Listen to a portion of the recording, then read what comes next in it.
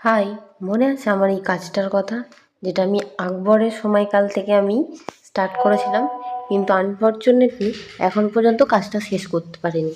আকবরের পর কত রাজত্ব চলে গেল, আমাদের ঠাকুমাদের আমলেও চলে গেল, বাবার হইলেও আবার জ্বর সারিল ঔষধে প্রবাদ বেরিয়ে গেল, কিন্তু কাজটা আর শেষ করতে পারলাম না।